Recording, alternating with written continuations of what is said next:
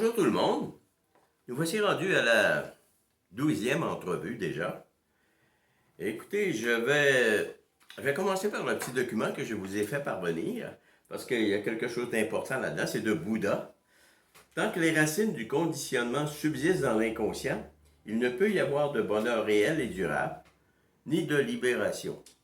Pour arracher ces racines, il faut une méthode capable de pénétrer dans les profondeurs de l'esprit afin d'y attaquer les impuretés là où elles commencent. Voyez-vous, il y a quand même des mots importants là-dedans. Là. Le mot inconscient. Écoutez, on attribue à Freud la notion d'inconscient, mais déjà Bouddha, bien avant Freud, avait prononcé le mot amushaya, inconscient. Il faut une méthode. Bon, pour aller enlever ces racines-là, arracher les racines là, de la souffrance, hein, là où elles commencent. Ah, ça veut dire qu'il y a un commencement à tout ça, à notre souffrance. Donc, avant d'aller plus loin, avant de commencer, je vais commencer par un petit préambule. Bon. Nous avons déjà parlé d'angoisse existentielle, d'insécurité ontologique. Lorsque nous sommes conçus, première cellule, rappelez-vous, il y a tout un savoir, une intelligence cosmique, une cellule assez comment faire pour bâtir un être humain. C'est quelque chose quand même. Donc, toutes les cellules de notre corps savent qu'on va mourir, que nous avons une vie déterminée. 82 ans en moyenne au Canada.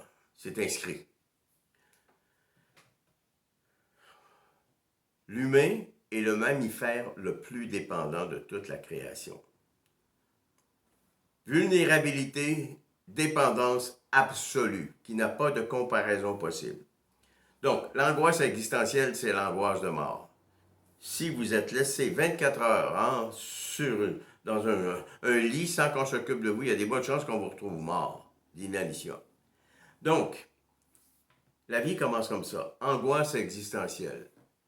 Insécurité ontologique, seulement que l'humain qui vit ça. Ça veut dire que, écoutez, là, on n'a pas le choix de compter sur notre environnement, quel qu'il soit, pour subsister en quelque sorte. Donc, tout est centré sur le corps. Et quand on voit un enfant, hein, les pieds dans la bouche, le corps devient prioritaire. Bon, pour exister, ça prend un corps. C'est pas compliqué. Pas de corps, pas d'existence. Et juste par la suite, se forme, on l'a vu, l'ego, le je, le moi. Voyez-vous, c'est une façon, et je l'ai annoncé préalablement, de se donner une certaine consistance, une certaine fixité, une certaine durabilité. Je, moi. Donc, l'ego, hein, c'est une stratégie adaptative pour esquiver, omnibuler cette angoisse existentielle, mais qui est toujours là. OK? Donc, on s'en va comme ça, et l'ego, on prend sa place, et on évolue comme ça. Mais rappelez-vous, cette forme de réalité que l'on crée, malgré nous, non volontairement, non consciemment, c'est une réalité illusoire. Et à un moment donné, il va y avoir une désillusion. Donc, c'est ce qu'on appelle la maya, la réalité illusoire. Et l'ego, on le sait, va créer, à un moment donné, quand il va y avoir rupture, quand il va y avoir brisure, cassure, va créer des problématiques importantes, parfois au niveau de la santé physique et psychique, mentale. Donc, je vais vous présenter aujourd'hui, moi, comment je travaille pour aller, on pourrait dire, rétablir la santé, une santé globale. Mon approche, elle est vraiment particulière dans le sens que c'est ma thèse de doctorat, naturellement. Je m'intéresse beaucoup à toute la question de la temporalité. Et on va voir comment et pourquoi. Donc, concernant la notion d'inconscient, Freud et Bleuler avaient quand même découvert quelque chose de majeur. Freud était médecin. Et ils se sont rendus compte que par la parole, hein, les gens guérissaient. Il y avait une catharsis, une libération. On a appelé ça talking cure, la libération par la parole. De Freud, on aurait pu penser qu'il aurait trouvé quelque chose de biologique, de physiologique, de physique. Il était médecin. Mais non, il a trouvé quelque chose qui a rapport à l'histoire de ses patients, quelque chose d'historique. C'est pas n'importe quoi, là. Donc, c'est pour ça que Freud a même utilisé le mot spirituel pour dire que dans les symptômes apparents, manifestes, physiques, psychologiques, il y a quelque chose qui se cache derrière tout ça de spirituel, qui a pris une signification X. Et c'était un gros pas, là. Donc, un événement historique. Historique veut dire que il y a quelque chose dans l'histoire du patient. Ben, tout le monde a une histoire unique. J'ai une histoire, vous avez... Il y a ma vision du monde, il y a ta vision du monde. Où elle est, la vision du monde? Il n'y en a pas. S'il y en a une, c'est parce qu'on essaie de te l'imposer. Bon. Donc, un fait historique. Ça veut dire, ça nous dit déjà en partant que l'histoire de vie de quelqu'un est importante. Et vous savez, comme moi maintenant, que l'histoire de vie, c'est l'immanence qui appartient à l'être propre. Ce sont les essences. Bon. C'est la conscience. C'est le corps phénoménal. C'est le corps historique. Hein? C'est le corps énergétique. C'est tout ça. Ce qu'on ne voit pas. Bouddha, lui, nous a annoncé qu'il y a 4 nobles vérités. Hein? La souffrance, son origine, sa cessation et la voie qui y conduit. Bon. Et moi, ce que je vais vous transmettre là, cette semaine et la semaine prochaine, c'est la voie que j'ai travaillée pour conduire à sa cessation. Et c'est sûr que c'est basé sur la philosophie, la psychologie et la théologie aussi.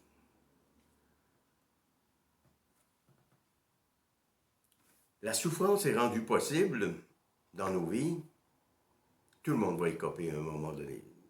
Presque tout le monde, à tout le moins. La souffrance est possible parce que notre existence en partant, elle est fautive. On part sur de fausses prémices, de fausses hypothèses. Le je, le moi, l'ego, pour omnibuler, cacher l'angoisse existentielle, pour la dissimuler. Mais elle est toujours là. Et rappelez-vous Freud. Freud nous avait dit que, bon, à un moment donné, les épreuves qu'on va vivre, ça fait de nous comme un mort vivant. Ça vient tout simplement nous rappeler que tout est impermanence. Tout est impermanence. Mais on a occulté ça par l'ego, le moi. Voyez-vous, c'est comme si, avec le je, l'ego, le moi, on a cristallisé notre existence dans des objets, hein, l'argent, dans la notoriété, dans des choses, bon, sur lesquelles on a mis beaucoup d'importance. Donc, il y a un autre homme aussi que je voudrais vous présenter de ce monde qui s'appelait Socrate. La mère de Socrate était sage-femme. Et Socrate a instauré ce qu'on appelle la maïeutique socratique. Maïeutique, l'art de la parole. Faire accoucher les gens de leur propre vérité par la parole. Et c'est sûr que la raison chez Socrate était importante. On peut amener les gens à raisonner pour qu'ils comprennent les réalités, bon, ainsi de suite. On verra avec Descartes toute la raison. Donc, la maïeutique, la parole, Freud. Un autre chercheur qui s'appelle Hans Gadamer, lui, il a développé ce qu'on appelle l'herméneutique, la science de l'interprétation. Il nous dit que l'écoute doit servir, dans des conditions semblables, de relations d'aide, à nous approcher de la vérité de l'autre, à lever le voile sur la vérité de l'autre. Mais pour ça, il faut être capable d'altérité. Altérité. Parce que il n'y a pas deux âmes identiques. L'autre est porteur de sa propre vérité. Et c'est ça, il n'y a pas personne de pareil. Et c'est ça l'altérité. Et rappelez-vous, l'ego s'oppose à l'altérité. L'ego, c'est le sujet, c'est la subjectivité. Moi, je pense ça, moi, je... Bon, il n'y a pas beaucoup de place pour l'altérité. Donc, Gadamer est très intéressant dans ce sens-là aussi, l'interprétation. Platon, dans le banquet, disait qu'en pareille circonstance, la parole n'est pas une fin, mais un moyen pour s'approcher de la vérité. Un moyen. C'est sûr que l'approche que je vais vous décrire de ma thèse doctorale, c'est spéculatif, là. On travaille avec quelqu'un, c'est subjectif, c'est sa vie, c'est sa vision, c'est bon. Mais il y a quand même une méthode là-dedans. OK? Il y a quand même une méthode, là, hein? Bon. Pour arriver à faire émerger la vérité, faire en sorte que, hein? Bon. Donc, vous avez déjà une idée, hein? Que pour accéder à ce qui n'est pas visible, et ça existe, hein? On le sait, la seule façon, c'est par la parole. On laisse le bistouri au médecin, la pharmacologie au pharmacien, au psychiatre, mais pour travailler sur l'âme, sur la conscience, sur le corps phénoménal, sur le corps énergétique, sur les essences, c'est autre chose. L'approche que je préconise, c'est l'analyse existentielle. Analyse de l'existence. Et le mot analaïen en grec signifie libérer d'une captivité. Le moi est prisonnier en partant. Il est prisonnier parce que non volontairement, non consciemment, il a caché une vérité existentielle fondamentale, l'impermanence. Nous allons tous mourir, tout va disparaître. Tout est appelé à disparaître. Donc, analyse de l'existence. Et quant à cette existence, elle est unique pour chacun. Exister, chacun a son histoire personnelle, son bagage, et rappelez-vous, il n'y a pas deux âmes identiques. La méthode que je préconise, c'est la méthode phénoménologique. Phénoménologie veut dire faire la lumière sur, amener à la lumière. Dans mon bureau, en bas, j'ai hésité à faire mon entrevue ici ce matin et la faire en bas, à mon bureau. Hein. J'ai une lumière qui est là. Mon patient est devant moi, j'ai mon bureau. Et il y a une lumière, le seul éclairage qu'il y a dans mon bureau, c'est ça. Il y a une lumière là. C'est un peu comme la chanson de Gilbert Bécaud. Le patient va me livrer son âme. Pose-le là, sur la table. Très belle chanson de Gilbert Bécaud. Hein? Donc, phénoménologie, faire la lumière. Moi, je veux accéder à l'âme, au corps énergétique, au corps phénoménologique. Parce que nous savons depuis le début, vous et moi, qu'il y a plus grand que ce que l'on voit. Il y a plus grand que ce qui se manifeste. Il y a de l'énergie. Juste faire ça, là au-dessus, tu viens de faire un geste dans l'univers. Toutes les particules subatomiques. Nous sommes en pleine métaphysique. Méta veut dire au-delà. Nous, là, nous allons au-delà du physique.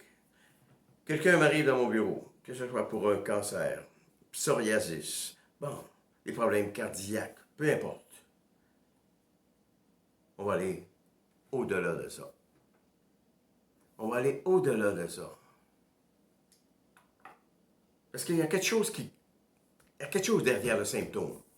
Et Freud même l'avait dit. Il y a quelque chose. Et même Bouddha l'a dit, là. Hein? Attaquer les impuretés là où elles commencent. Il s'est passé quelque chose au commencement, là. Bon. Donc, nous partons, nous créons notre existence en fonction, on l'a vu, de toutes sortes de choses.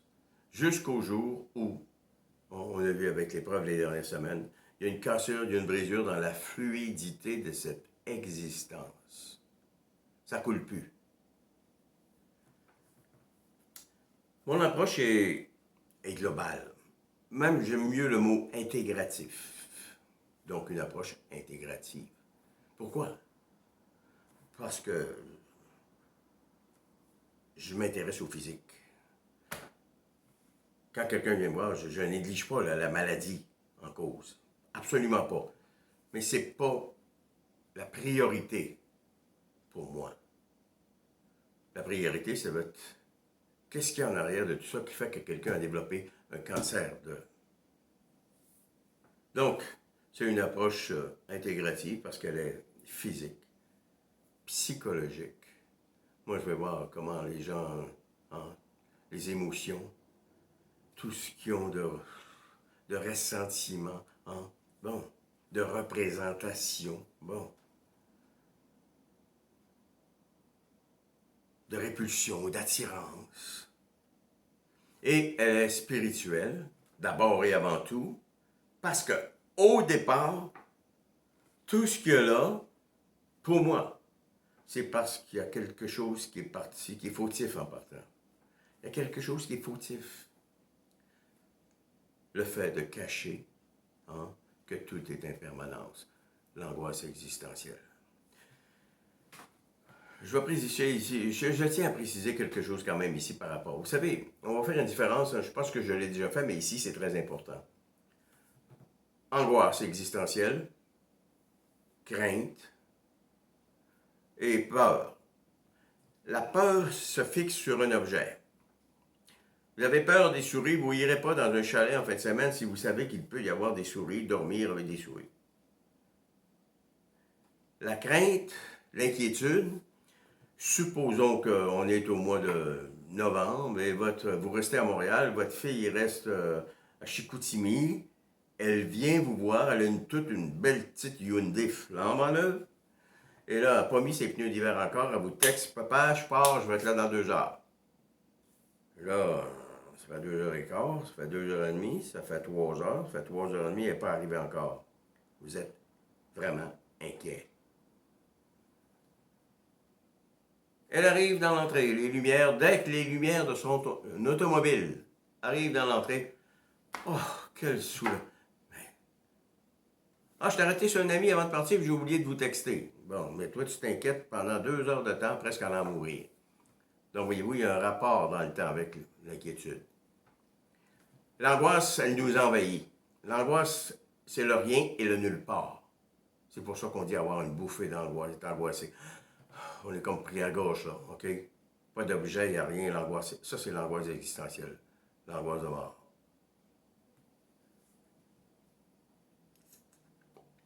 Allons maintenant à un autre point de vue. Si quelqu'un vient me voir dans mon bureau, 2 choses. D'abord, c'est parce qu'il a fait preuve d'humilité. L'humilité. Et on sait que c'est pas le lot, généralement, des gens qui sont encore dans l'ego, dans le je, dans le moi. Des gens qui se suffisent à eux-mêmes. Hein? Ça le dit, je. C'est subjectif. Et on l'a dit aussi, l'ego se fait au détriment d'une qualité ontologique, d'un rapport égal avec l'autre, où l'altérité sied prend place totalement, librement. Mais c'est pas ça, l'ego. Donc, c'est quelqu'un qui a fait preuve d'humilité, qui a aussi une humilité qui l'a poussé à reconnaître qu'il y avait peut-être une part de responsabilité dans ce qu'il vit. Ouais, ça se peut. Il a lu des choses, il a écouté des conférences. Et, ouais, peut-être que je devrais me questionner. Tabarouette. Ça se peut pas, tu sais. Bon.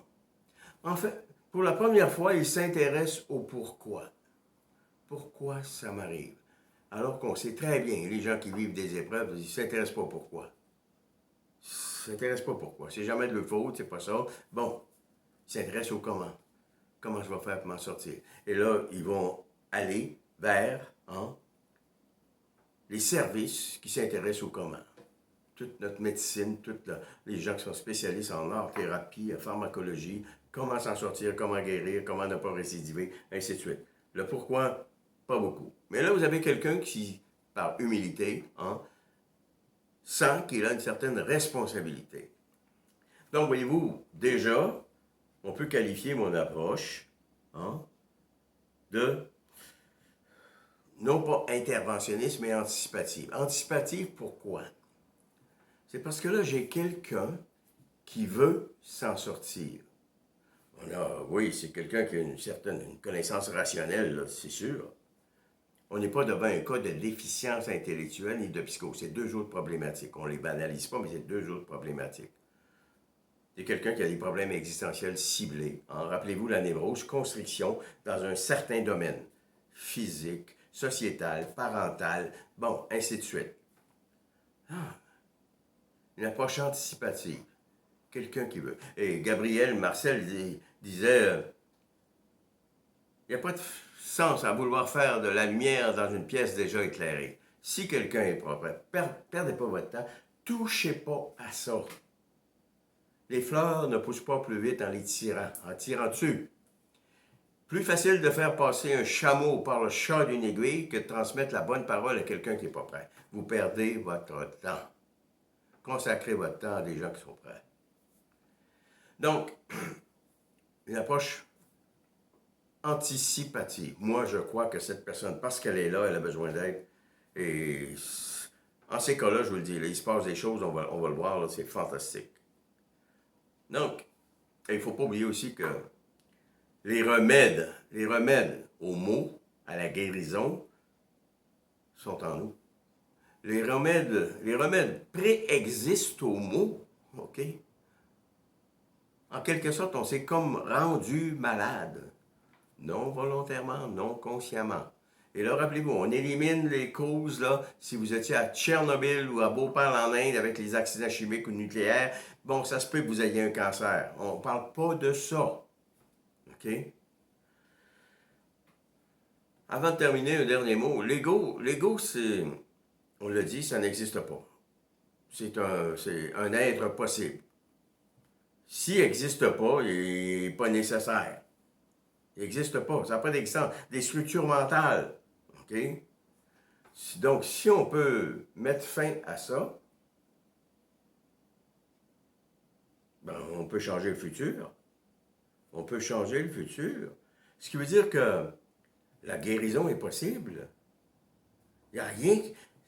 L'ego, les structures mentales, c'est l'instantanéité, ça passe, ça n'existe plus, c'est parti. Bon.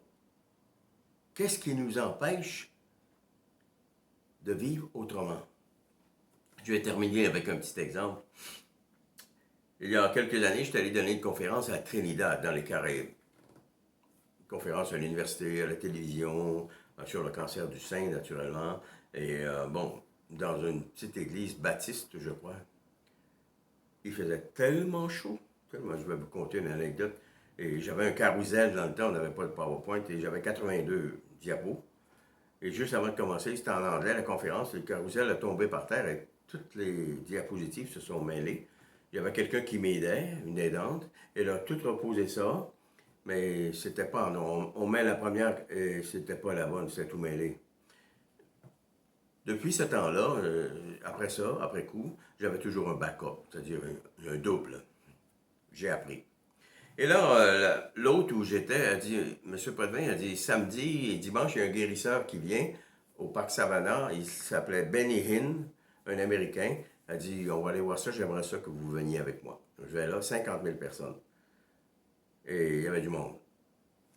Le champ énergétique était... Et là, il y a des guérisons. Des gens qui laissent les chaises roulantes, des gens qui voient... C'est fou, là. C'est complètement fou. Quand je suis revenu ici, j'ai dit, je vais tout aller voir, moi, qu'est-ce qui se passe. Il y a des journalistes qui avaient fait des enquêtes pour voir si c'était une arnaque. Monsieur le monsieur, il y a beaucoup d'oseille. Jet privé, tout ce que vous voulez. Mais non, il n'y a pas d'arnaque. Ils sont allés voir tous ces gens-là. 6 mois après leur guérison, ils étaient tous retournés à un état semblable ou même pire. Ben, c'est pas dur à comprendre. C'est ce qu'on appelle des guérisons hystériques, envahies par tout ce monde-là, l'énergie. Hein? Il n'y a pas eu de travail sur l'âme. Il n'y a jamais eu aucun changement, aucun travail sur l'âme. Donc, vous comprenez que les guérisons hystériques, les guérisseurs, là, attention, il faut qu'il y ait une conversion. On va en parler plus tard. Convertere, ça veut dire se détourner de, mais aucun changement. Donc, pour terminer, rappelez-vous, Freud a trouvé quelque chose d'historique par la parole. Les parents, les patients sont comme guéris. Il se passe des choses historiques dans l'histoire de la personne. Mais comment qu'on fait pour, et Platon, pour s'approcher de la vérité de ces personnes-là? Pas de censure. Bon. La vérité. Donc, Socrate, la maïeutique ferait coucher les gens. C'est ce que j'ai développé dans ma thèse doctorale. Okay? C'est le vœu que Bouddha souhaitait. Trouver les racines du conditionnement, les éliminer. Bon. Donc, la semaine prochaine, nous allons poursuivre une deuxième entrevue sur l'analyse existentielle, la méthode phénoménologique. Je vous souhaite une bonne semaine et je vous laisse avec ça et au plaisir de vous reparler. Merci.